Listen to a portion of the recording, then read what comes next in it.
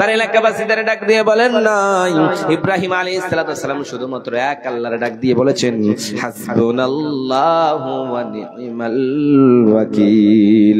ইব্রাহিম আলাইহিস সালাম বলেছেন আমার রব যথেষ্ট আমার জন্য, আমি আল্লাহর উপরে ভরসা করি, অর্থাৎ আল্লাহর উপরে যখন ভরসা করি আল্লাহ আমার জন্য যথেষ্ট হয়ে যাবে, এই বিপদ থেকে আমাকে আল্লাহ বাঁচিয়ে নেবে। ইব্রাহিমকে যখন আগুনে ফেললো সঙ্গে সঙ্গে আল্লাহর পক্ষ থেকে অর্ডার হলো, আগুন ঠান্ডা হয়ে গেল, ইব্রাহিমের কিছুই হলো না। সেদিন ইব্রাহিম আলাইহিস সালামের কিছুই হয় নাই। এরকম করে তারা মনে করে ইব্রাহিম মনে হয় জ্বলে গেল, কিন্তু ইব্রাহিম জ্বলে নাই। ওই আগুনে যখন নিক্ষেপ করা হয়েছে, আগুন ইব্রাহিম আলাইহিস সালামকে ঠান্ডা করে ফুলের বাগান বানিয়ে দিয়েছে।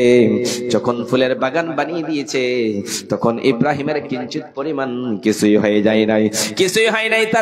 তার কারণ হলো যে ইব্রাহিম আলাইহিস সালাম এক আল্লাহর উপরে ভরসা করেছে, এক আল্লাহর উপরে ভরসা করার কারণে তার কিছুই হয় নাই। আমরা যদি আল্লাহর উপরে ভরসা করি তাহলে আমাদেরও কিছুই হয়ে যাবে না।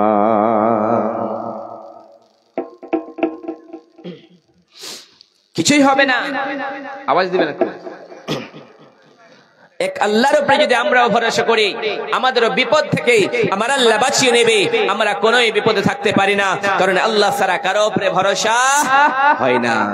ওই জন্য রব্বুল আলামিন বলেন ইন্নামাল মুমিনুনাল্লাযীনা ইযা যুকিরাল্লাহু ওয়াজিলাত কুলুবুহুম ওয়া ইযা তুলিয়াত আলাইহিম আয়াতুহু যাদাতুহুম ঈমানা وعلى ربهم يتوكلون। রব্বুল আলামিন ডাক দিয়ে বলেন মুমিন তো তারাই, মুমিন তোমরা তাদেরকেই বলবা ইন্নামাল মুমিনুনা আল্লাযীনা ইযা যুকিরাল্লাহু ওয়াজিলাত কুলুবুহুম। যখন মুমিন হলো তারাই যখন তাদের সামনে আল্লাহর জিকির করা হবে, যখন আল্লাহর নাম না হবে, আল্লাহর নাম নেওয়ার সঙ্গে সঙ্গে মুমিনের হৃদয়টা ফেটে যাবে, তাদের অন্তরে আল্লাহর ভয় বিরাজ করবে। আল্লাহর ভয় যখন বিরাজ করবে তারা আল্লাহ ছাড়া কাউর উপরে ভরসা করতে পারে না। তারপরে রব্বুল আলামিন বলেন দ্বিতীয় নম্বর হলো তারাই যাদের সামনে কোরআন তেলাওয়াত করা হয় যাদাতুহুম ঈমানা। যখন কোরআন পড়া হবে, কোরআন পড়ার সঙ্গে সঙ্গে তাদের ঈমান বৃদ্ধি পাবে, ঈমান বেড়ে যাবে, ঈমান বৃদ্ধি হবে। কারণ ঈমানদারেরা যখন কোরআন শুনে তখন বসে থাকতে পারে না, সঙ্গে সঙ্গে তারা ঈমানি হালাতে তারা ঈমান বেড়ে যায়। এইরকম করে কাফেরের জামানায়, বিশ্বনবী সাল্লাল্লাহু আলাইহি ওয়াসাল্লামের জামানায় যখন কোরআন শুনতো, বিশ্বনবীর আওয়াজ শোনানোর কারণে কাফেরেরা মুসলমান হয়ে যেত। বেদিনেরা বিশ্বনবীর কোরআন তেলাওয়াত শুনে সবাই ইসলাম কবুল করে নিত। বিশ্বনবী সাল্লাল্লাহু আলাইহি ওয়াসাল্লাম যখন ঘরে কোরআন তেলাওয়াত করতেন, কাফেরেরা বিশ্বনবীর চারো সাইডে এসে কোরআনের তেলাওয়াত শুনতে থাকতো। যখন কোরআন তেলাওয়াত করত, কোরআন বন্ধ করে দিত, তারা বাড়ি চলে যেত, আবার কোরআন পড়তো, আবার চলে আসতো। এইরকম করে করে আবু জেহেল ছড়িয়ে দিল, হায় রে মুহাম্মদ নাকি যে কিতাবটা পড়ে তোমরা শুনতে যেও না, কারণ সে একটা পাগল, সে একটা ছাগল, তার কথা তোমরা শুনতে যেও না। যখন বাইরে থেকে কোনো লোক বলে হায় রে যে লোকটা তোমরা পাগল বলো, সেই লোকটার অন্তত একটু আমরা দেখেনি, কি তেলাওয়াত করে, কি আবৃত্তি করে, আমরা শুনবো, দেখবো। তারা এসে যখন বিশ্বনবী সাল্লাল্লাহু আলাইহি ওয়াসাল্লামের কাছে যেতেন, যখনই যেতেন সঙ্গে সঙ্গে বিশ্বনবী সাল্লাল্লাহু আলাইহি ওয়াসাল্লাম যখন কোরআন তেলাওয়াত করতেন, বিশ্বনবীর কোরআন তেলাওয়াত শুনে সেই লোকগুলি তারা ঈমান আনতো এবং বলতে এই লোকটা কখনোই পাগল হতে পারে না, এই লোকটা যেমন তেমন মানুষ হতে পারে না। ওই বিশ্বনবীর হাতে হাত রেখে মুসাফা করে মুসলমান হয়ে যেত। ওই জন্য রব্বুল আলামিন বলেন যাদাতুহুম ঈমানা। যখন তাদের সামনে কোরআন তেলাওয়াত করা হবে, কোরআন যখন পড়া হবে, কোরআন আবার যখন তাদের কানে আসবে, তখন তাদের ঈমান বৃদ্ধি পাবে। ওয়া ইযা তুলিয়াত আলাইহিম আয়াতুহু যাদাতুহুম ঈমানা ওয়া আলা রাব্বিহিম ইয়াতাওয়াক্কালুন। তিন নম্বর হলো তারাই তো মুমিন যারা শুধুমাত্র এক আল্লাহর উপরে ভরসা করবে, আল্লাহ ছাড়া তারা কখনোই কারো উপরে ভরসা করতে পারে না। তাদেরকে রব্বুল আলামিন মুমিন বলে ঘোষণা করলে। ভাই আপনারা এসে বসে যান, বসে যান, ওই যে দাঁড়িয়ে আছেন, আসুন ভাই, ওই দাদারা, ওই আসুন আসুন বসুন, দাঁড়িয়ে আছেন ওখানে জুতা পিনে, বসে যান এদিকে এসে। তাহলে একমাত্র আল্লাহ সুবহানাহু ওয়া তাআলার উপরে মুমিন ছাড়া কেউ ভরসা করতে পারে না। ওই জন্য রব্বুল আলামিন বলেন, লাউ আন্নাকুম কুনতুম তাওয়াক্কালুনা আলাল্লাহি হাক্কা তাওয়াক্কুলিহি লা রুজিকতুম কামা ইরযাকুত তাইর তাগুদু খিমাসান ওয়া তারুহু বিতানা। রব্বুল আলামিন বলে, দুনিয়ার মানুষেরা রে, তোমরা যদি আল্লাহর উপরে ভরসা যতটুকু করা পর্যন্ত তোমরা যদি করতে পারো, তাহলে আমি আল্লাহ তোমাদেরকে পাখিদের মতো রিজিকের ব্যবস্থা করে দেব। পাখিদের যেমন করে আমি আল্লাহ রিজিক দিই, তেমন করে আমি আল্লাহ তোমাদেরও রিজিকের ব্যবস্থা করে দেব। পাখিগুলো যখন সকালবেলা নিজের বাসা থেকে কিচির মিচির করতে করতে বের হয়, তখন তারা মনে করে না, হায় রে আমার বাড়ি বানাবো, আমার গাড়ি বানাবো, আমার সম্পদ নেব, আমি কি খাবো। সেই পাখিটা কিছুই মনে করে না, বাড়ি থেকে খালি পেটে সকালবেলা বাসা থেকে বের হয়ে যায়, আবার সন্ধ্যাবেলা পেটটা ভর্তি করে উদর ভর্তি করে আবার নিজের বাসায় ফিরে চলে আসে। পাখি চিন্তা করে না আমি একজনকে বেঈমানি করব, পাখি চিন্তা করে না আমি দুনিয়ার জমিনে বাড়ি বানাবো, গাড়ি বানাবো, সম্পদ বানাবো। কিন্তু আল্লাহ বলছে, গোলাম, ও গোলামের ঘরের গোলাম, বান্দির ঘরের গোলাম, তুমি তাকায় দেখো আমি আল্লাহ তোমাদেরকে ওই পাখিদের মতো করে রিজিকের ব্যবস্থা করে দেব, তোমরা চিন্তা করো না। কারণ হলো তোমরা যদি এইরকম করে আল্লাহর উপরে ভরসা করতে পারো, তাহলে তোমরা যতই বিপদে পড়ো না কেন, আমি আল্লাহ সব বিপদ থেকে বাঁচিয়ে নেব। এই জন্য আল্লাহ বললেন, ফাইযা আযামতা ফাতাওয়াক্কালু আলাল্লাহি ইন্নাল্লাহা ইউহিব্বুল মুতাওয়াক্কিলিন। রব্বুল আলামিন বলে, দুনিয়ার মানুষেরা রে, যখন তোমরা কোন জিনিসের মন্তব্য করবা, যখন বলবা আমি এই কাজটা করব, যখন তোমরা নিজের উপরে ইয়াকিন করবা রব্বুল আলামিন এই কাজটা আমি করতে চাই, তখন শুধুমাত্র এক আল্লাহর উপরে ভরসা করবা। আল্লাহ ছাড়া তোমরা কারো উপরে কখনোই ভরসা করবা না। ওই জন্য রব্বুল আলামিন বলেন, ওয়া মা তাওফীকি ইল্লা বিল্লাহি আলাইহি তাওয়াক্কালতু ওয়া ইলাইহি উনীব। ও দুনিয়ার মানুষেরা রে, আল্লাহ ছাড়া কারো ক্ষমতা থাকতে পারে না, আল্লাহ ছাড়া কারো কুদরত থাকতে পারে না, আল্লাহ ছাড়া কারো দর থাকতে পারে না। আল্লাহ হলেন ক্ষমতাবান, আল্লাহ হলেন রহমান, আল্লাহ হলেন গফফার, আল্লাহ হলেন রাজ্জাক, আল্লাহ সবকিছুর দাতা, আল্লাহ সবকিছু তো আপনাদের দেবেন। আল্লাহ বলছেন, ইন্নাল্লাহা আলা কুল্লি শাইইন কাদির। আমি আল্লাহ সবকিছুর উপরে কুদরত রাখনে ওয়ালা, আমি আল্লাহ সবকিছুর উপরে ক্ষমতাবান, আমি আল্লাহ যেটাই চাই সেটাই করতে পারি রে গোলাম, তোমরা চিন্তা করো না। ওই জন্য রব্বুল আলামিন বলেন, তোমাদের কোনো ক্ষমতা নেই, আমি আল্লাহর ক্ষমতা ছাড়া তোমাদের ক্ষমতাহীন। তোমরা, আমি আল্লাহ যদি তোমাদের ক্ষমতা না দিই, তোমরা ক্ষমতা নিতে পারবে না। অর্থাৎ যেই কাজ করো না কেন, শুধুমাত্র তোমরা এক আল্লাহর উপরে ভরসা করবা। যদি ভরসা করতে পারো, তাহলেই তোমরা জান্নাতে যাবা। কিন্তু আমরা হতভাগা মুসলমান, বাড়ি থেকে যখন বের হই তখন একটা গাড়িতে চড়তে হবে, চড়তে হবে ভাই, চড়তে হবে। কিন্তু গাড়িতে যে আপনি চড়বেন, একটা দোয়া আছে, সেই দোয়াটা যদি আপনি পড়ে গাড়িতে চড়েন, তাহলে আল্লাহ সুবহানাহু ওয়া তাআলা বলছেন, বান্দা আমি সেই দোয়াটা পড়ানোর কারণে, আমার উপরে ভরসা করার কারণে আমি আল্লাহ তোমাকে জান্নাতুল ফিরদাউস দেব, কারণ তুমি আমার উপরে ভরসা করেছিলাম। ওই জন্য যখন সাইয়েদনা মূসা আলাইহিস সালাম যখন ফিরাউনের কাছে আসলো, ফিরাউনের কাছে আসানোর পরে যখন ফিরাউনকে বলল, ফিরাউন আমাদের ধর্ম মেনে নাও, আমাদের রবের উপরে ঈমান আনো। কিন্তু ফিরাউন বলতেছে, মূসা রে তুই কেবল বল, আমি কারো উপরে ঈমান আনতে পারি না, তোরা আমাকে রব বলে মেনে নে, তোরা আমাকে খোদা বলে মেনে নে, কারণ আমি এই জামানার রব, এই যুগের রব আমি হলাম ফিরাউন। সেই সময় ফিরাউন নিজেকে খোদা দাবি করলো, নিজেকে রব দাবি করলো, এবং মূসা আলাইহিস সালামকে বলে, ও মূসা তুই ঈমান আন আমার উপরে, কিন্তু আমি তোদের উপরে ঈমান আনতে পারি না। যখন এরকম বারবার বোঝাই, কিন্তু মূসার কথা বুঝতে চাই না। যখন বুঝলো না, তখন এইরকম করতে করতে যখন শেষ প্রান্তরে এবার সাইয়েদনা মূসা আলাইহিস সালামকে ফিরাউন তাড়তে শুরু করলো। এবার ফিরাউন যখন তাড়লো তাদেরকে, তখন সাইয়েদনা মূসা আলাইহিস সালাম সেখান থেকে, সেই জানের ভয়ে সেখান থেকে চলে গেল। যখন যাবে, এই সময় নীল দরিয়ার সামনে পড়ে গেল। যখন ফিরাউনে পড়ে গেল ফালাম্মা তারাল জামাআন ক্বালা আসহাবু মূসা ইন্না রাব্বিল মুদরাকুন বিশ্বনবী সাল্লাল্লাহু আলাইহি ওয়াসাল্লামের হাদিসে এসেছে এরকম কথা বলে রব্বুল আলামিন সেই জায়গায় বললেন যখন সাইয়েদনা মূসা এবং তার সঙ্গে সাথীগণ যখন ভয় পেল হায় রে ফিরাউন আমাদের কাজকে কচু কাটা করে দেবে আজকে আমাদের শেষ করে দেবে আজকে আমাদের অস্তিত্ব রাখবে না সেই সময় যখন ভয় খেলো তখন আল্লাহ জানিয়ে দিয়ে বললেন ও মূসা তুমি চিন্তা করো না তোমার চিন্তা করার কোনো কারণ নেই তোমার হাতে যেই লাঠিখানা রয়েছে ওই লাঠিখানা তুমি সাগরে প্রবাহিত করো মারো সঙ্গে সঙ্গে আমি আল্লাহ রাস্তার ব্যবস্থা করে দেব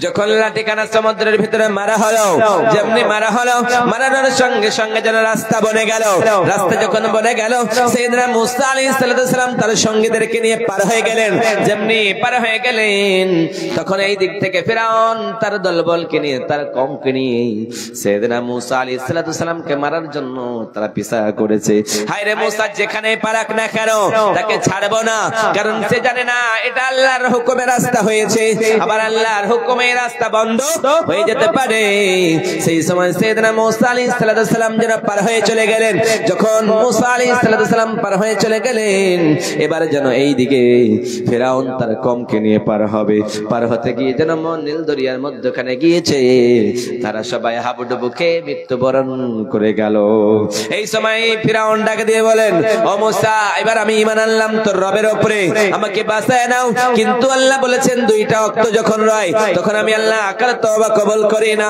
যখন বাদাল গারগারা মালাকুল মাউত চলে আসে যখন মৃত্যুর সময় চলে আসে তখন তুই আল্লাহর উপরে ভরসা করলে হবে না ঈমান আনলে হবে না ঈমান আনার একটা সময় ছিল সেই সময় যদি তুমি ঈমান আনতা তাহলেই তোমার রব কবুল করে নিত কিন্তু এখন আমি আল্লাহ তোর কথা কবুল করব না অর্থাৎ সেই সময় যখন ইব্রাহিম বলছে আমি ঈমান আনলাম সেই সময় মূসা আলাইহিস সালাম বলেন এখন আল্লাহ হবে না কারণ তোকে আমি বারবার বলেছি বারবার বোঝাইছি কিন্তু তুই মানতে পারিসনি তাহলে ফিরাউনকে ডুবিয়ে ডুবিয়ে মারা হয়েছে আজকে যত বড় নেতা আসুক না কেন যত বড় বাদশা আসুক না কেন যত বড় নেতৃত্ব চালানে वाला আসুক না কেন যেই দিন আল্লাহর অর্ডার হয়ে যাবে সেই লোকটাকে দুনিয়া ছেড়ে জীবনের মতো চলে যেতে হবে যতই বড় রাজা হোক না কেন যতই বড় বাদশা হোক না কেন যতই বড় নেতৃত্ব হোক না কেন তাকে এই দুনিয়া ছেড়ে জীবনের মতো চলে যেতে হবে ঈমানের পথে অবিচল থেকে আমার মরণ যেন হয় তোমারই কাছে মিনতি আমার তোমারই কাছে মিনতি আমার ওগো মহিম দয়াময় ঈমানের পথে অবিচল থেকে আমার মরণ যেন হয় আমরা যদি ঈমানের হালাতে বাঁচতে পারি তাহলে আল্লাহ আমাদেরকে বাঁচাবে না কিন্তু আমাদের যদি ঈমান না থাকে আমাদের অন্তরে যদি আল্লাহর ভয় না থাকে তাহলে আমরা কসম কালেও কখনো মুমিন হতে পারি না যদি আল্লাহর ভয় আমাদের অন্তরে থাকে আল্লাহর উপরে ভরসা করি তাহলে আল্লাহ আমাদের বাঁচায় নেবে আমরা জানি যখন রব্বুল আলামিন যখন তিনজন ব্যক্তিকে পরীক্ষা করলেন তিনজন ব্যক্তি যখন রাস্তায় বের হলো যখন রাস্তায় বের হয়েছিল তখন বৃষ্টির কারণে তিনজন একটা গর্তের ভিতরে লুকায়ে পড়লো যখন লুকায়ে গেল সেই সময় সেই বৃষ্টি থেমে গেল সেই জায়গায় একটা পাথর এসে লেগে গেল যেমনি লেগে গেল সেখান থেকে আর বের হওয়ার তারা শত চেষ্টা করে তারপরও বের হতে পারে না যখন বারবার চেষ্টা করে তারপরও বের হতে পারে না শেষ প্রান্তরে তারা বুঝতে পারলো হায় রে আমরা দুনিয়ার জমিনে কোনো ভালো কাজ করেছি নাকি কোনো নেক আমল করেছি নাকি কোনো যদি ভালো কাজ করে থাকি আজকে বিশাল আকাশের মালিকের দরবারে হাত উঠিয়ে বলবো আল্লাহ আমাদের মাফ করে দেবে আল্লাহ বলতেছেন গোলাম তোমরা যখন বিপদে পড়বা তোমরা যখন আপদে পড়বা আমি আল্লাহর ডাক দিবা আমি আল্লাহ লাব্বাইক বলে তোমাদের সমস্ত সলভ করে দেব সমস্ত জিনিসের সমাধান করে দিতে পারি আমি আল্লাহ সেই সময় যেন তাদের তিনজনের ভিতরে একজন রব্বুল আলামিনকে ডাক দিয়ে বলেন ও বিশাল আকাশের মালিক ও বিশাল জমিনের মালিক ও বিশাল পর্বতের মালিক আমার একজন চাচাতো বোন ছিল, গ্রাম্য একজন মহিলা আমার কাছে টাকা চাইতে এসেছিল। বারবার এসে বলে, ভাই রে আমার কিছু টাকা দাও, সেই টাকা দিলে মনে হয় আমার সংসারে চলে যাবে, কিন্তু আমি দেই নাই।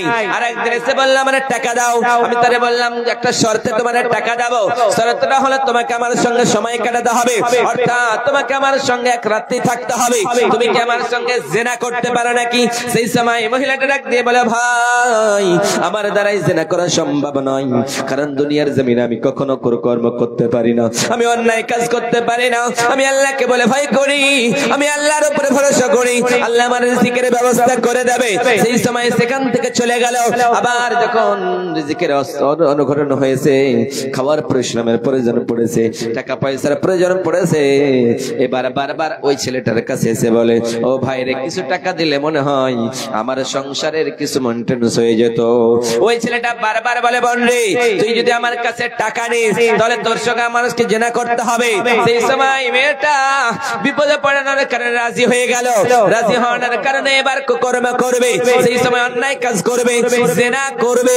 জেনা করার সময় যেন সময় ফিরিয়ে এসেছে, রাত্রি 12টার সময় তুমি আমার অমুক জায়গায় চলে যাবা, আমি সেই জায়গায় বসে থাকবো। সেই সময় দুইজন দাঁড়িয়েছে, দুইজন একত্রিত হয়েছে, রাত্রি হয়েছে, দুইজন অন্যায় কাজ করবে, দুইজনে অলঙ্গ হয়ে গিয়েছে। সেই জায়গায় কেউ নেই, একা একা তারা দুইজন শুধু রয়েছে। সেই জায়গায় যখন কেউ নেই, তখন তাদের দুইজন ছাড়া কেউ নেই।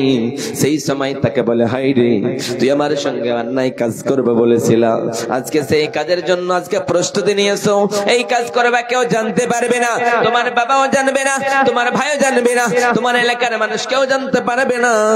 যখন অন্যায় কাজে লিপ্ত হবে, সেই সময় যেন মেয়েটার চোখ দিয়ে পানি এসে গিয়েছে, টস টস করে পানি বেয়ে বেয়ে পড়তে শুরু করেছে।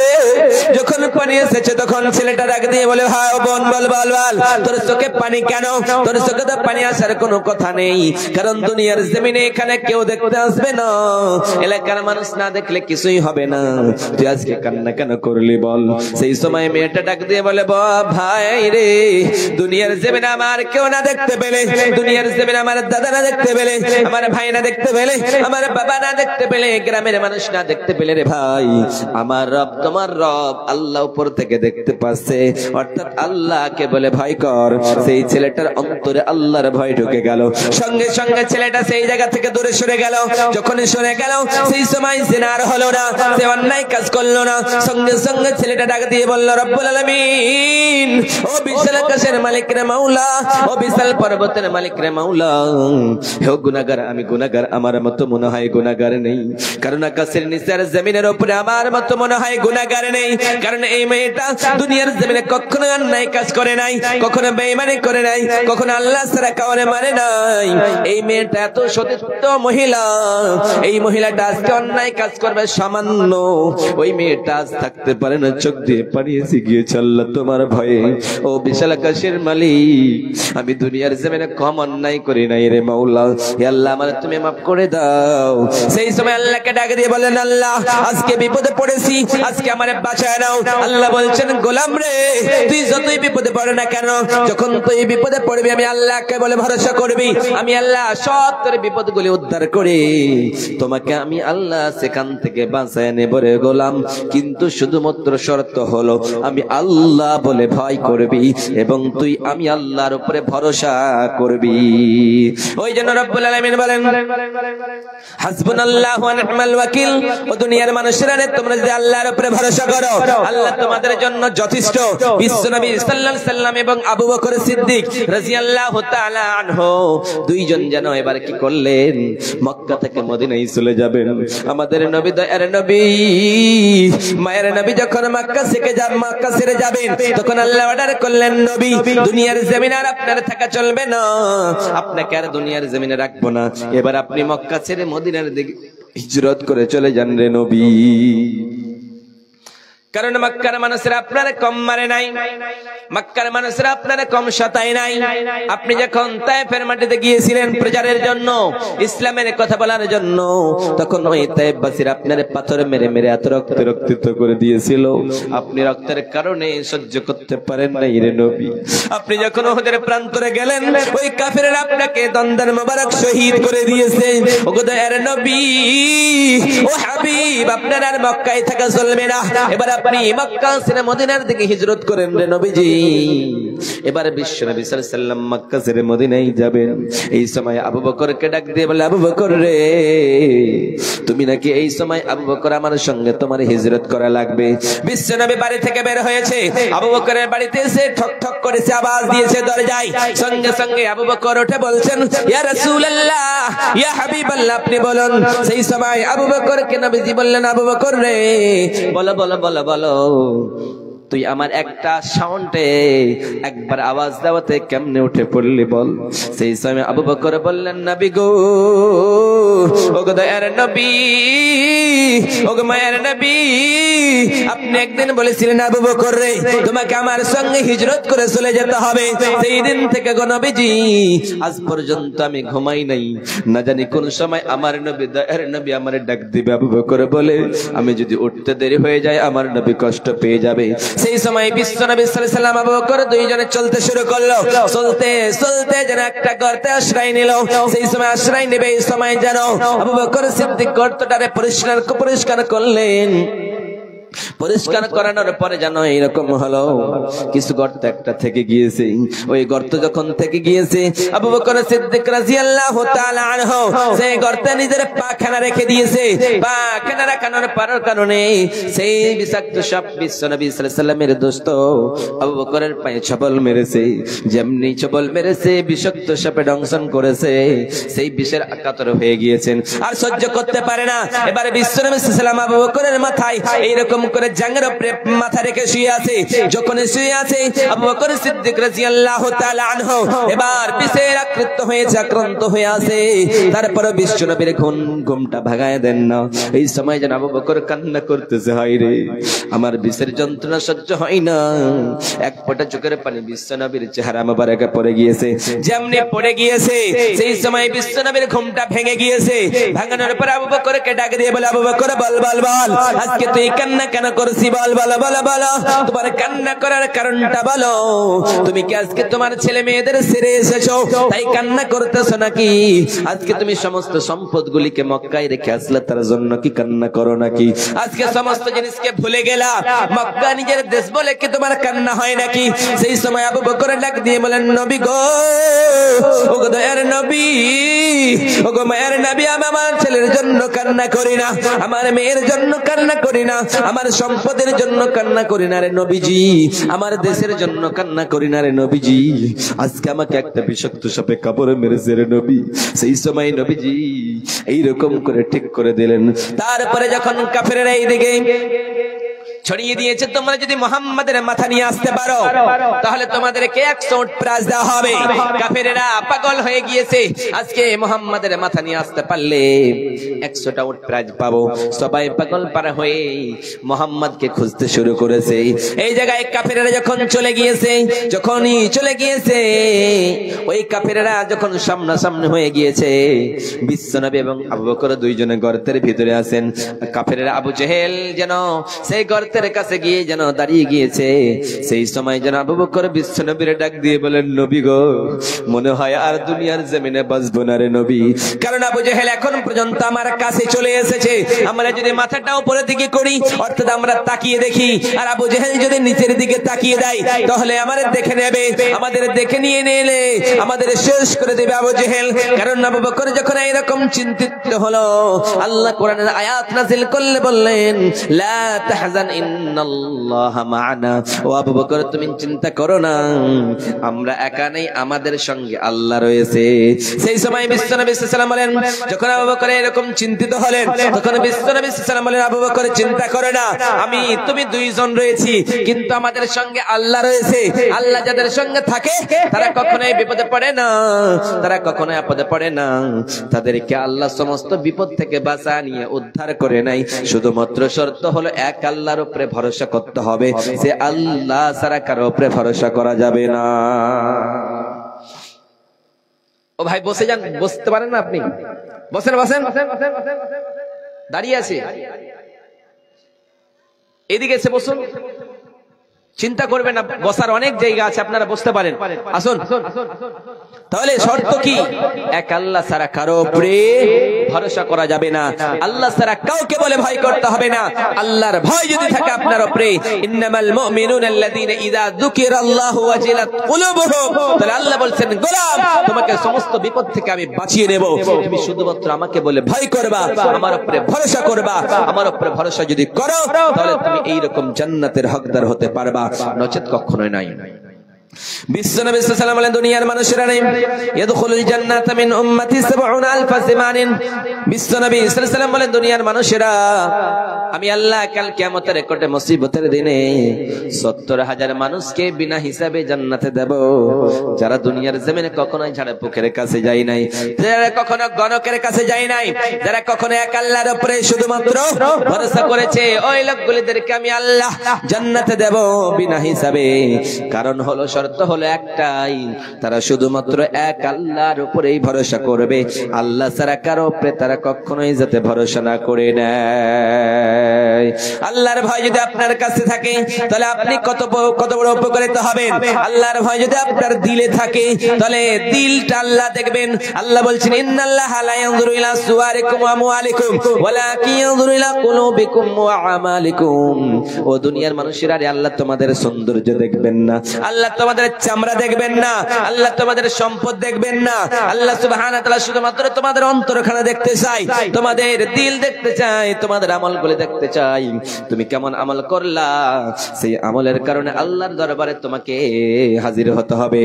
দুনিয়ার জীবনে সারা জীবন পাপ করলা, কিন্তু মরার সময় আল্লাহকে ডাকলা, আল্লাহ দুনিয়ার জীবনে তো আমি ভুল করেছি না জানতে, আমি বুঝতে পারিনি, জানি আল্লাহ তুমি মাফ করতে পারো, আল্লাহ তুমি আমারে মাফ করে দাও। আল্লাহ বলছেন গোলাম তুমি না বুঝে ভুল করেছো, আমি তোমারে মাফ করে দেব, কিন্তু যারা জেনে বুঝে ভুল করবে আমি আল্লাহ তাদেরকে কখনোই মাফ করে দিতে পারি না। বনি ইসরাইলের এক লোক দুনিয়ার জমিনে কখনোই ভালো কাজ করে নাই, শুধুমাত্র রাহাজানি আর রাহাজানি, বেঈমানি আর বেঈমানি, শয়তানি আর শয়তানি, অত্যাচার করেছিল। দুনিয়ার জমিনে কোনো মানুষকে ভালো রাখতে পারে নাই, কারণ সে লোকটা ছিল একজন জালেম। ওই জালেম লোকটা যখন দুনিয়ার জমিন থেকে মরবে, মৃত্যুর আগে তার ছেলেদের ডাক দিয়ে বলে, ও আমার ছেলেরা শোনো শোনো শোনো শোনো, আমার ছেলেদেরকে ডাক দিলাম। ওই লোকটা যেন নিজের ছেলেদেরকে ডাক দিয়ে বলল, ও আমার সন্তানেরা তোমরা শোনো শোনো শোনো, তোমরা আমার কাছে শুনে নাও, আমি যখন মৃত্যুবরণ করব, আমি যখন মরে যাব, তখন তোমরা কি করবা? আমার এই লাশটাকে তোমরা এইরকম করে কবর দেবা না, তোমরা চিতায় জ্বালিয়ে দিবা, শ্মশানে নিয়ে যাবা, শ্মশানে নিয়ে গিয়ে তোমরা এইরকম করে জ্বালিয়ে দিবা, জ্বালানোর পরে সুন্দর করে ছাইগুলিকে কি করবা? এইরকম করে হাওয়ায় উড়িয়ে দিবা, এইরকম করে সমুদ্রে ভাসিয়ে দিবা। এইরকম কথা অনুযায়ী তার ছেলেরা কি করেছে, যখন লোকটা মারা গিয়েছে, মারা যাওয়ার সঙ্গে সঙ্গে তার ছেলেরা কি করেছে, তাদের বাপের লাশটাকে কি করেছে, এবার সুন্দর করে তারা তার চার ভাইগুলিতে কাঁধের উপরে নিয়েছে, ওই কাঁধে করে নিয়ে গিয়ে শ্মশানে নিয়ে গিয়েছে। শ্মশানে নিয়ে যাওয়ানোর পরে সুন্দর করে জ্বালিয়েছে, জ্বালানোর পরে ওই ছাইগুলিকে কি করেছে, হাওয়ায় উড়িয়ে দিয়েছে, আবার সাগরে ভাসিয়ে দিয়েছে। সাগরে আর হাওয়ায় উড়ানোর কারণে ওই ছাইগুলি যেন ছিটকে গিয়েছে, আর খুঁজে পায় নাই। এবার আল্লাহ তারা ডাক দিয়ে বলবেন, আল্লাহ হাওয়াকে বলবেন, হাওয়া তোর ভিতরে যেই ছাইগুলি ছিল জমা করে দে। এবার পানিকে বলবে, পানি রে তোর ভিতরে যেই ছাইগুলি ছিল জমা করে দে। হাওয়া আর পানি ছাইগুলি জমা করে দেবে, আর সেই দিন মানুষ রূপে মানুষ বানিয়ে দেবে, তার ভিতরে রূহ ঢুকিয়ে দেবে। তারপরে আল্লাহ বলবেন, গোলাম দুনিয়ার জমিনে তুমি মাস্তানি করতা, জিনা করতা, পাপ করতা, অন্যায় করতা, জুলুম করতা, কিন্তু তুমি মরার আগে এই কাজ কেন করলে? বলো বলো বলো। সেই সময় সেই লোকটা বলবেন, রব্বুল আলামিন আমি জানতাম আমি গুনাহগার, আমার মতো গুনাহগার কেউ হতে পারে না, আমি গুনাহগার, খাতাকার, আকাশের নিচের জমিনের উপরে আমার মতো গুনাহগার মনে হয় কেউ হয়ে যেতে পারে না। আল্লাহ অর্থাৎ আল্লাহ তুমি আমাকে ধরবা কবরে, যখন আমার কবরে প্রশ্ন করবা, ও দুনিয়ার মানুষের তুমি অন্যায় কাজগুলি কেন করেছিলে? বলো বলো বলো বলো। আল্লাহ আমি যদি জবাব না দিতে পারি তাহলে ওই কবরের আযাব হবে আমি জানি।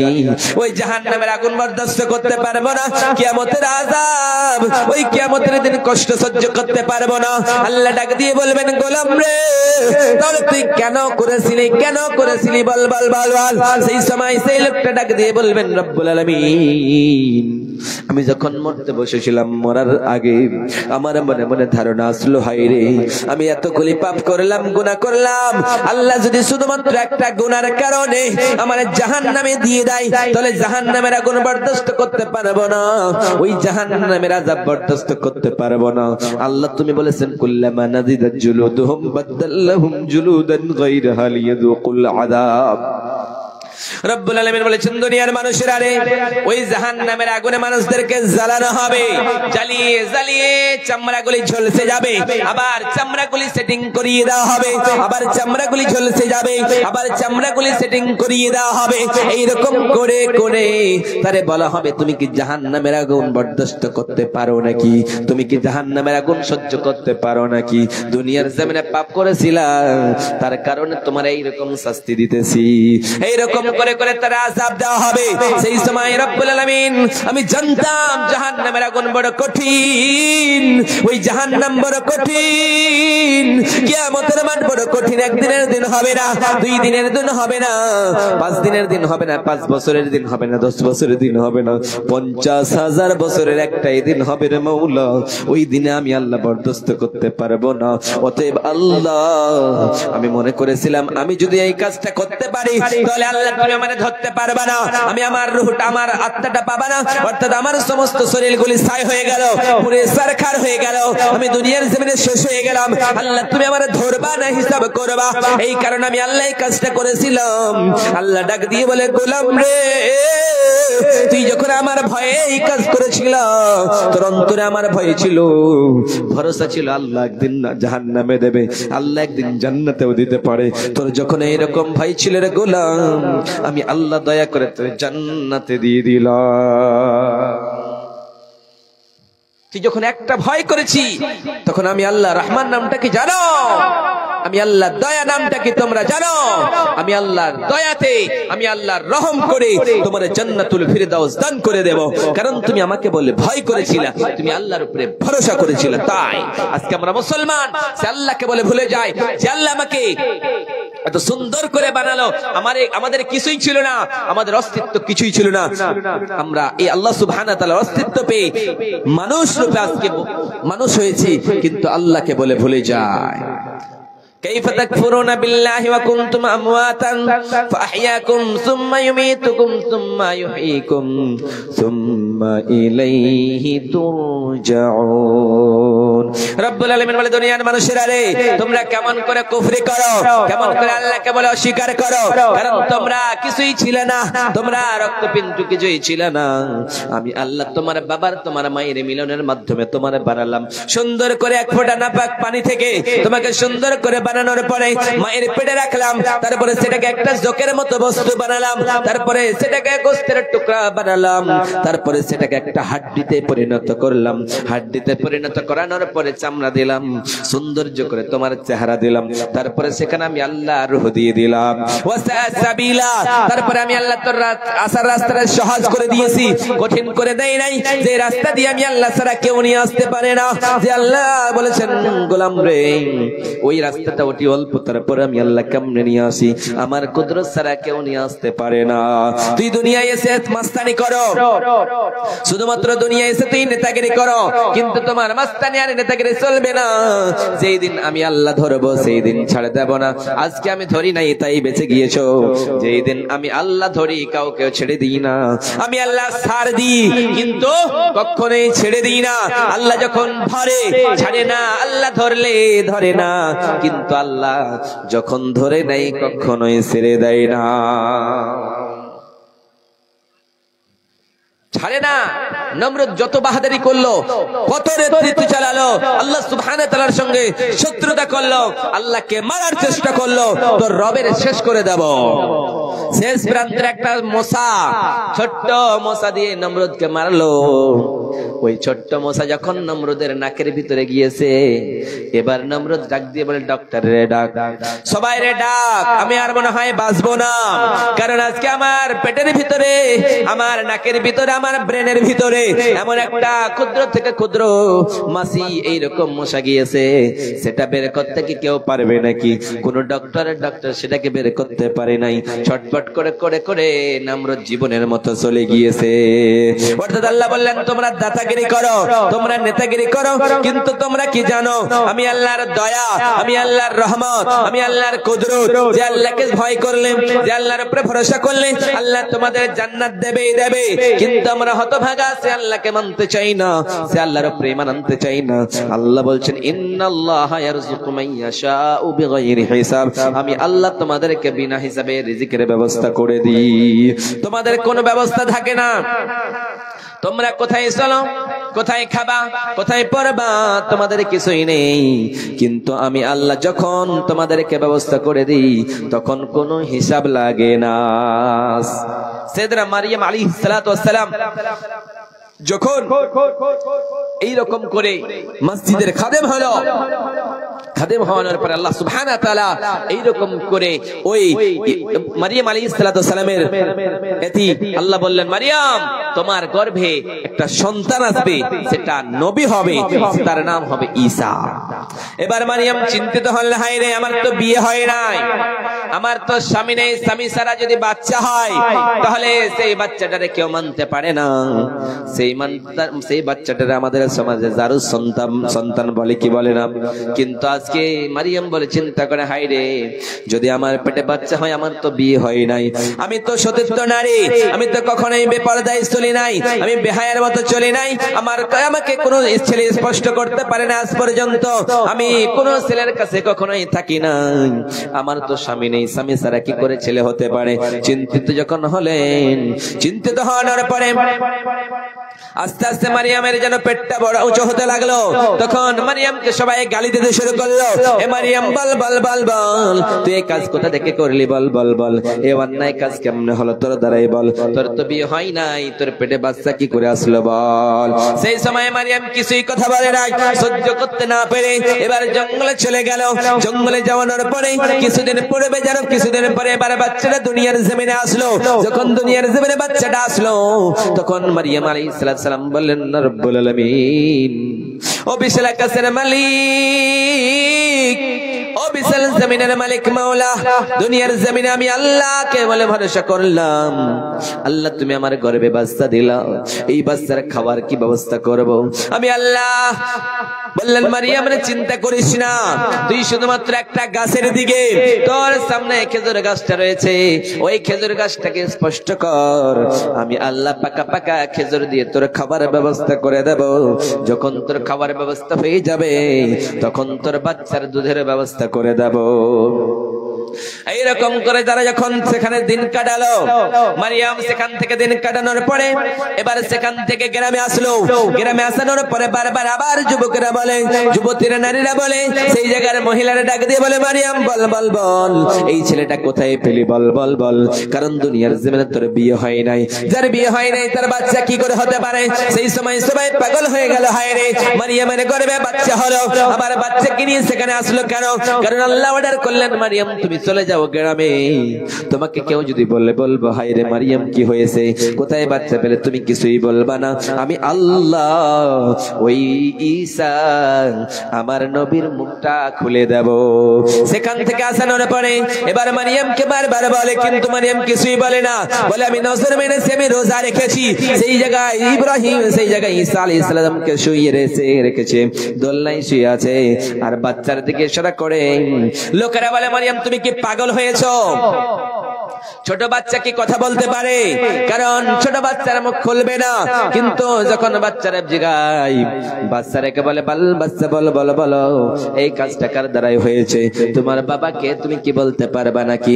সেই সময় ঈসা আলাইহিস সালাম বললেন, ও দুনিয়ার মানুষেরা, তোমরা যারা মাকে, আমার মাকে তোমরা গালি দাও, তোমরা আমার মাকে তোমরা গালমন্দ করো, তোমরা আমার মাকে আজকে খারাপ নজরে তাকাও, তোমরা শুনে রাখো, শুনে রাখো, আমার রব হচ্ছেন আমার সৃষ্টিকর্তা, বাবা, আমি রূহ একজন, আল্লাহর রূহ আমি, অর্থাৎ বিয়ে হয় না আমার মায়ের, কিন্তু শুধুমাত্র আল্লাহর রূহ আমি। আমার দুনিয়ার জমিনে কোনো বাবা নেই, আমার বিনা বাবে আল্লাহ সৃষ্টি করতে চেয়েছেন। আল্লাহ দেখাতে চাইলেন গোলাম, দুনিয়ার জমিনে আমার নিদর্শন আমি রাখলাম, কারণ বিনা বাপেও সন্তান জন্ম নিতে পারে, সেই আল্লাহ ছাড়া কেউ করতে পারে না, আল্লাহ ছাড়া কেউ সন্তান দিতে পারে না। ওই জন্য রব্বুল আলামিন বলে, গোলাম ও দুনিয়ার মানুষেরা তোমরা মাজারের চাদর চড়াও, আর মাজারে গিয়ে বলো সন্তান চাই, সন্তান চাই, কিন্তু মাজার বাবা তোমার সন্তান দিতে পারবে না, খাজা বাবা তোমার সন্তান দিতে পারবে না, কেউ সন্তান দিতে পারবে না। আমি আল্লাহ কোরআনে বলেছি তোমাদেরকে আমি আল্লাহ যা চাই তাই দিতে পারি। রব্বুল আলামিন বলে, দুনিয়ার মানুষরা রে, আমি আল্লাহ যাকে চাই ছেলে দিই, একটাও মেয়ে দেই না। আবার আমি আল্লাহ যাকে চাই শুধুমাত্র মেয়ে দিই, একটাও ছেলে দেই না। আবার আমি আল্লাহ যাকে চাই ছেলেও দিই, মেয়ে দিই, দুইটাই দিই। আবার আমি আল্লাহ যাকে চাই কিছুই দেই না, একেবারে বাঞ্ছা করে রেখে দিলে গোলাম, এটা আমি আল্লাহর কুদরত ছাড়া কারো হতে পারে না। ওই জন্য রব্বুল আলামিন বলেন, তোমরা ভরসা করবে এক আল্লাহর উপরে। যদি তোমরা ভরসা করতে পারো তাহলে তোমরা প্রকৃত ভাবে মুমিন হতে পারবা। আর যদি তোমাদের ভরসা এক আল্লাহর উপরে না থাকে, তোমরা যেখানেই যাও না কেন তোমরা কখনোই সাকসেসফুল মুমিন হয়ে যেতে পারো না, কখনোই হতে পারো না। কারণ তোমাদের অন্তরে তো খটকা লেগে আছে। আল্লাহ সুবহানাহু ওয়া তাআলা বলেছেন কি? রব্বুল আলামিন বলেন, আল্লাযীনা সাবারু আলা রাব্বিহিম ইয়াতাওয়াক্কালুন। ও দুনিয়ার মানুষেরা রে, আল্লাযীনা সাবারু, প্রথম নাম্বার তোমরা ধৈর্য ধারণ করো, তোমরা সবর করো, তারপরে তোমরা এক আল্লাহর উপরে ভরসা করো। সবর না করলে, ভরসা করলে কখনোই কাজ দেবে না। বিশ্ব নবী সাল্লাল্লাহু আলাইহি ওয়াসাল্লামের কাছে এক লোক এসে বলেন, নবী গো, ওগো দয়ার নবী, ওগো মায়ের নবী, আমার একটা উট রয়েছে, ওই উটটাকে আমি বেঁধে ভরসা করব না ছেড়ে ভরসা করব রে নবীজি? উটের রশিটা আমি খুঁটিতে বাঁধবো, খাম্বাতে বাঁধবো, তারপরে ভরসা করব না ছেড়ে করব রে নবীজি? বিশ্ব নবী সাল্লাল্লাহু আলাইহি ওয়াসাল্লাম ডাক দিয়ে বললেন, সাহাবী রে, তুমি প্রথম নম্বরে তোমার উটটাকে সুন্দর করে বেঁধে দাও, বাঁধানোর পরে তুমি আল্লাহর উপরে ভরসা করো, তাহলেই তোমার উটটা থাকবে, নচেত তোমার উট কখনোই থেকে যেতে পারে না। তুমি বাধা আগে উটটাকে, তুমি পরিশ্রম করো, তাহলেই তুমি তোমার পরিশ্রমের ফল পাবা, নচেত তুমি কি ফল পাবা? তুমি কখনোই ফল পাবা না। ওই জন্যই সেই সময়, যেই সময় রব্বুল আলামিন ডাকে দিয়ে বললেন, গোলাম তুমি যতই বড় গুনাহগার হয়ে যাও না কেন, যতই বড় খাতাকার হয়ে যাও না কেন, আমি আল্লাহর উপরে ভরসা করবা, তার পূর্বে তোমরা সবর করে নিবা। রব্বুল আলামিন বলেন, আল্লাযীনা আমানু আলা রাব্বিহিম ইয়াতাওয়াক্কালুন। তারপরে আল্লাহ ডাক দিয়ে বলেন, তোমরা ঈমান রাখবা। তোমার ঈমান যদি অন্তরে না থাকে, তাহলে তুমি যদি আল্লাহর উপরে ভরসা করো, তোমার ভরসা কখনো কাজ দেবে না। প্রথম নাম্বার ঈমান আনো, তারপরে জান্নাতের আশা করো, তারপরে আল্লাহর উপরে ভরসা করো, তাহলে তুমি জান্নাতে যাবা। ঈমান ছাড়া কখনোই জান্নাতে যাওয়া যায় না। আমরা কেমন ঈমানদার? আমরা এমন ঈমানদার যে আল্লাহকে বলে ভুলে যায়, আল্লাহর উপরে ঈমান আনতে চাই না। সে আমরা প্রকৃত ভাবে যদি মুমিন হতে পারি, তাহলে আব্দুল্লাহ, ওই আব্দুল উজ্জার মতো আমরা আল্লাহর খাঁটি বান্দা হতে পারবো, প্রকৃত মুমিন হতে পারবো। নচেত কখনোই সে আব্দুল উজ্জা কি ছিল? প্রথমে তার নাম ছিল আব্দুল উজ্জা, তারপরে দ্বিতীয়বার তার নাম হয়ে গেল আব্দুল্লাহ। ওই আব্দুল্লাহ যেন প্রতিদিন বিশ্বনবী সাল্লাল্লাহু আলাইহি ওয়াসাল্লামের পিছনে, বিশ্বনবী সাল্লাল্লাহু আলাইহি ওয়াসাল্লামের কাছে গিয়ে কোরআন শুনতেন, কোরআনের তেলাওয়াত শুনতেন, ইসলামের কথাগুলি শুনতেন। শুনতে শুনতে এবার চাচার বাড়ি থেকে প্রতিদিন যখন শুনতেন, তখন ঈমান চলে আসলো। ঈমান আসানোর কারণে আল্লাহর উপরে ভরসা করতে শুরু করলো। এবার ভরসা করতে করতে ঈমান আনতে শুরু করলো।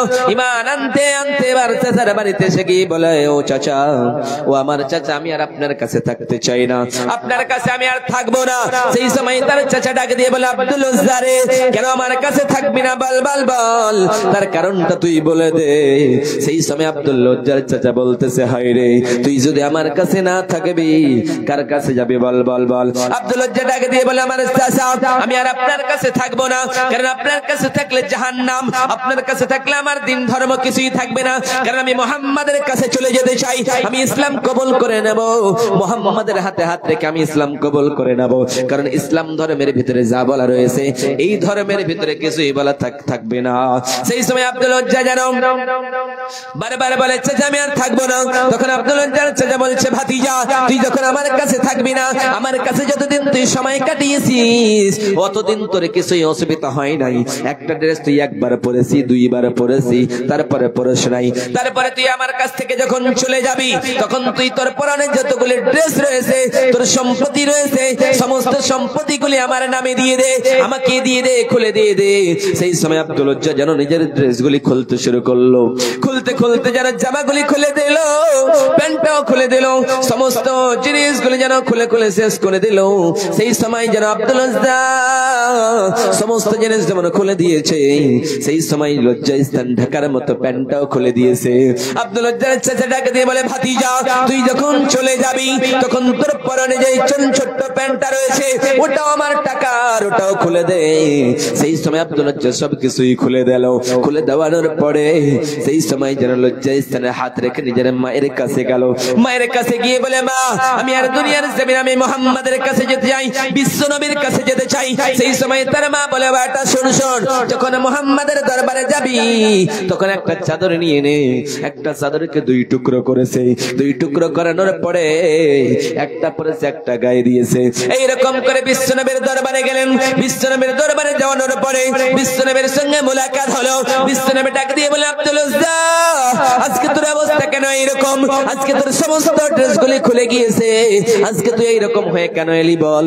আব্দুল লজ্জা ডাক দিয়ে বলেন নবী গো, ওগো দয়ার নবী, ওগো মায়ের নবী আপনার প্রেমে চলে এসেছি, আপনার ভালোবাসায় চলে এসেছি, আর দুনিয়ার জমিন আমি থাকতে চাই না, কারণ আমি জাহিলিয়াতের যুগে থাকতে চাই না। সেই সময় আব্দুল লজ্জা নিজের চাচাকে ডাক দিয়ে বললেন চাচা আমি আপনার কাছে থাকবো না। সেই সময় নবীজিকে বললেন নবী গো, ওগো দয়ার নবী আপনি আমার কালেমা পড়িয়ে মুসলমান করে নেন।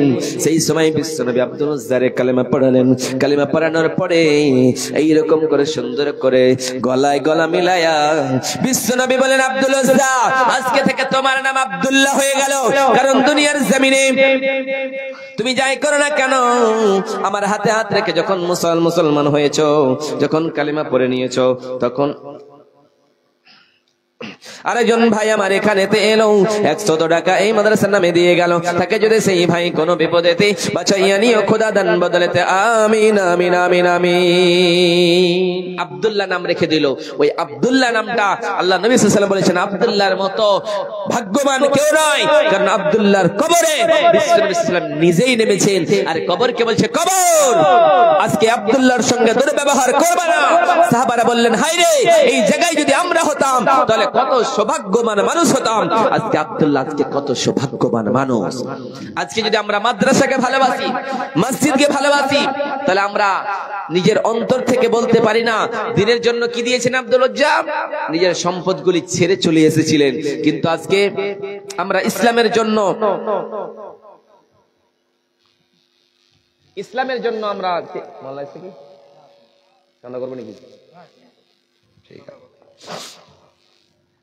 দিনের জন্য একটা আওয়াজ দিচ্ছে। আরেকজন ভাই আমার এখানেতে এলো 200 টাকা এই মাদ্রাসার নামে দিয়ে গেল, তাকে যদি সেই ভাই কোনো বিপদেতে বাঁচাইয়া নিও খোদা দান বদলেতে, ওগো আল্লাহ দয়াময় পাক রব্বানা মিটাইয়া দিও খোদা জীবনের গুনাহ আমিন আমিন আমিন। মোবাইল আসিল কি দোলা লাগিল পড়াশোনায় মন বসে না, মোবাইল আহিয়া কি দোলা লাগিয়া পড়াশোনায় মন বসে না। পেটে ভাত নাহি যাক পরন কাপড় নাহি থাক, পেটে ভাত নাহি যাক পরন কাপড় নাহি থাক, মোবাইল সারা পোলার দিন চলে না। মোবাইল আসিল কি দোলা লাগিল পড়াশোনায় মন বসে না। ভাই কোন আল্লাহর বান্দা আছেন একজন 5000 টাকা দিবেন আমার হাতে? একজনের কাছে চেয়েছি শুধুমাত্র। আসুন মাওলানা, আমি প্রথম নম্বরে এই মাদ্রাসাকে ভালোবেসে, নবীর ঘরকে ভালোবেসে 5000 টাকা দিয়ে দিব। পরের জায়গা পরের জমি ঘর বাঁধিয়া আমি রই, আমি তো সেই ঘরের মালিক নই। পরের জায়গা পরের জমি ঘর বাঁধিয়া আমি রই, আমি তো সেই ঘরের মালিক নই। ওরে ঘরখানা যার জমি দারি, আমি পাই না তাহার হুকুম জারি। পাই না জমিদারের দেখা, ওরে পাই না জমিদারের দেখা, মনের কথা কারে কই, ঘর বাঁধিয়া আমি রই। কেউ আছেন 5000 টাকা একজন? কোন আল্লাহর বান্দা? কি নাম? নারে তাকবীর। গোলাম সরওয়ার ভাই আমার এখানে এলো, 5000 টাকা এই মাদ্রাসার নামে দান করে গেল। তাকে যদি সেই ভাই কোনো বিপদেতে বাঁচাইয়া নিও খোদা দান বদলেতে। ও বিশাল আকাশের মালিক, ও বিশাল জমিনের মালিক, ও বিশাল পর্বতের মালিক মাওলা, কোন শালাইয়া দান করেছে মসজিদের জন্য, মাদ্রাসার জন্য। আল্লাহ পাকায় মসজিদের নামে মাদ্রাসার নামে দান করে গেল। আর একজন ছোট ছেলে এখানেতে এলো, এই মাদ্রাসার নামে 50 টাকা দান করে গেল। আমিন আমিন আমিন। বিশ্বনবীর হাদিসটা শুনবেন এবং আপনাদের কাছে যেটা দান চেয়েছিলাম 5000 টাকা পেয়েছি। কোন আল্লাহর বান্দা আছেন 8খানা জান্নাত রয়েছে, 8 জন 1000 টাকা করে দিবেন আমার হাতে। 8 জন, বেশি যাইব না, 8 জন কেউ দিয়ে যাবেন। বিশ্বনবী সাল্লাল্লাহু আলাইহি ওয়াসাল্লাম বলেন, ইযা মাতাল ইনসানু ইনকাতা আনহু আমালুহু ইল্লা মিন সালাসাতিন সাদাকাতিন জারিয়া। ও দুনিয়ার মানুষেরা, তোমরা যখন মরে যাবা তখন তোমাদের সমস্ত আমলগুলি বন্ধ হয়ে যাবে, শুধুমাত্র 3খানা আমল ছাড়া। একজন হয়ে গিয়েছে, আর 7 জন কেউ আছেন ভাই? তোমরা যখন মরে যাবা তোমাদের সমস্ত আমলগুলি বন্ধ হয়ে যায়, শুধুমাত্র 3খানা আমল ছাড়া। তার মধ্যে প্রথম নাম্বার, যদি আপনি দান করে যান, সাদকা করে যান, ওই দানটা রব্বুল আলামিন চটচট করে আসুন। 2 হয়ে গেছে। আরেকজন ভাই আমার এখানে এলো, 120 টাকা এই মাদ্রাসার নামে দান করে গেল। আরেকজন ভাই আমার এখানে এলো, 1000 টাকা দান করে গেল। আমিন আমিন আল্লাহ আমিন আমিন। মোদের দোয়া কবুল করো রব্বুল আলামিন, আমিন আমিন। আদেশ করিলেন আল্লাহ পবিত্র কোরআনে, আর করিতে বিবাহ যত আদম সন্তানে, শক্তির হলে বিয়ে করো 2 3 4, আর ভরণ পছন্দ দিতে না হইলে ভারী। কোরআনে আদেশ আল্লাহ যদি না করিত, কোরআনে আদেশ আল্লাহ যদি না করিত, মানুষের বংশ সব ধ্বংস হয়ে যেত। কিন্তু ভাই বর্তমানে চলতেছে এমন, কিন্তু ভাই বর্তমানে হইতেছে এমন, বেটির বিয়েতে বেটার বাপ নিচ্ছে কত পণ। কেউ তো নিচ্ছে সোনা দানা, কেউ তো নিচ্ছে গাড়ি, কেউ তো নিচ্ছে জমি জায়গা, কেউ তো নিচ্ছে বাড়ি। আবার কত বাপজি বলে নিব না কোপন, আবার কত বাপজি বলে নিব না কোপন। বেটা বেটি সাজিয়ে দিকে বিয়াই আপন। টাকার বেলায় সাধু সাজে, জমির বেলায় চোর। টাকার বেলায় সাধু সাজে, জমির বেলায় চোর। বর্তমানে বেটার বাপ এমনি হারামখোর। হায়রে বেটার বাপ তুমি এমনি লোভী হলে, টাকার বদলে ছেলে বিক্রি করিলে। ধরমপুরের হাটে শুনে বিক্রি হয় পাঠা, ধরমপুরের হাটে শুনে বিক্রি হয় পাঠা, আর পাঠার মতো বিক্রি করলে তোমরা তোমার বেটা। আরে বেটার বাপ তুমি এমনি লোভী হলে, টাকার বদলে ছেলে বিক্রি করিলে। চোর লোকে চুরি করে অন্ধকার হলে, চোর লোকে চুরি করে অন্ধকার হলে, বেটার বাপ চুরি করে দিনের উজ্জ্বলে। এর জন্য কত নারী বিষ পান করে, এর জন্য কত নারী বিষ পান করে, কত নারী গলায় দড়ি দিয়ে ঝুলে মরে। হায়রে বেটার বাপ ও তোমার গুনাহ দিন ফুরাইয়া যাইবে, হিসাবের দিন ফুরাইয়া যাইবে, জৈবনে লাগবে ভাট। 12 জন দিয়ে যাবেন, 12 জন, 12 জন কোরআনের দাম। 11 জন ভাই, 11 ভাই কেউ আছেন? আর 10 জন ভাই কোরআনের 1খানা কোরআনের দাম দিয়ে যাবেন। 1খানা কোরআনের দাম 11 জন ভাই। আর আসুন ভাই, চটচট করে 2-4 মিনিটের ভিতরে আসুন। 11খানা কোরআনের দাম। কেউ যদি বলেন মাওলানা আমি একাই দেব, তাহলে আসুন। এক ভাই দেতে বাচ্চা ইয়ানিও খোদা দান বদলেতে, আমিন আমিন। 10 জন। 10 নম্বরে কেউ আছেন ভাই? 20 নম্বরে কেউ হবেন না? 10 জন ভাইয়ের কাছে আবদার, শুধুমাত্র কোরআনের দাম। আর 9 জন, আর 8 জন। একখান কোরআনের দাম দিয়েছে এক বোন। রব্বুল আলামিন এই দান তুমি কবুল করে নাও। হ্যাঁ আপনি রব্বুল আলামিন সেই ভাই আমার দোয়া চেয়েছে, কোন শালইয়া দান করেছে জানি না। হে আল্লাহ সেই ভাইকে তুমি জান্নাতুল ফেরদাউস দান করিও। হে আল্লাহ বাবা মাকে তুমি জান্নাতুল ফেরদাউস দান করিও। আমিন আমিন বিরহমাতিকা ইয়া আরহামার রাহিমিন। আমিন আমিন আমিন। 6 জন ভাই। আর 5 জন কোন আল্লাহর বান্দা আছেন 200 করে টাকা। আসুন তাড়াতাড়ি করে আসুন, চটচট করে।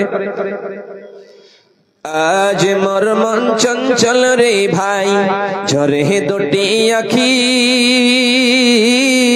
ও বুঝাইলে মন বুঝিস না তুই কোন জঙ্গলের পাখি রে।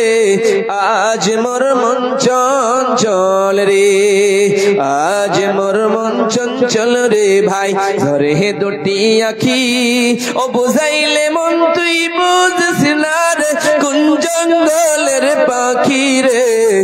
আজ মোর মন চঞ্চল রে, কাঁচা বাঁশের খাট পালঙ্ক, শুকনো পাটের দড়ি, ও আত্মীয় স্বজন আমায় রেখে আসবে আপন বাড়ি রে।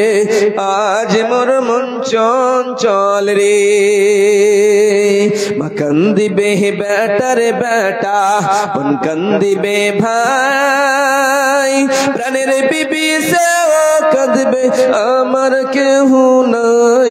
আজ মোর মন চঞ্চল। ভাই 2 জন শুধুমাত্র 200 করে টাকা 2 মিনিটের ভিতরে চলে যাব। 2 জন দিয়ে দেন, 2 মিনিট মাত্র। আমার ঘড়ি ঘাটাতে 1 মিনিট কম আছে, 9টা বাজতে 1 মিনিট কম আছে একজন ভাইয়ের কাছে। আর শুধুমাত্র 200 টাকা। একজন কেউ আছেন? একজন। আমাদের প্রভু, মাইকটা আপনি সাউন্ড দিলেন না, তখন গলা ফেটে গেল না। আমাদের প্রভু এক নবীর উম্মত, জীবন বিধান এক, ঐশী বাণী কোরআন। আমাদের প্রভু এক নবীর উম্মত, জীবন বিধান এক, ঐশী বাণী কোরআন। তবে কেন এক নাও হে মুসলমান, এক হও করে আহ্বান। বাইতুল্লাহ মদিনা শরীফ এক, উহুদ পাহাড় এক, বদরের মাঠ এক।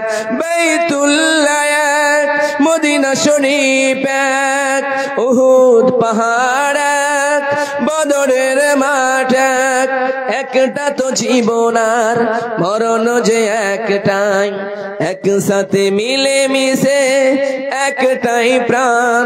তবে কেন এক নাও হে মুসলমান, এক হও করে আহ্বান। আমাদের প্রভু এক নবীর উম্মত, জীবন বিধান এক, ঐশী বাণী কোরআন। তবে কেন এক নাও হে মুসলমান, এক হও করে আহ্বান, এক হও করে আহ্বান। শেষ করে